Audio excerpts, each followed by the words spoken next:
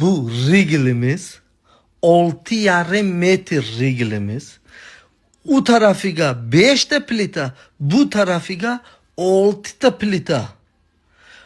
Buni ustiga kallasi ishlamagan bolalar, usta bolalar yarim oqshomga yukni bosib tez ishlaymiz deb buni ustiga 20 mingta g'ishtni zakaz qilib 15 mingta g'ishtni bir joyga qo'yadimi? Bu yana qaranglarda reglimizga plyusovoy regl yo'q, plyusovoy. Faqat minus uzunasiga ketgan.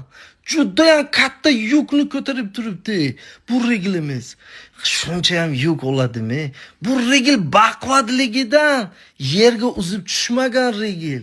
Osilib turibdi, plitalar sinib ketgan. Regl baquvvatligidan majburlikdan turibdi o'zi jon deb. Bu вообще noto'g'ri ishda bu. Ana shunaqalar uchun boxabar bo'linglar. Bunaqa regllarni, minusovoy reglga qancha yuk olishga, ustolarni kontrol qilishga prorab kerak.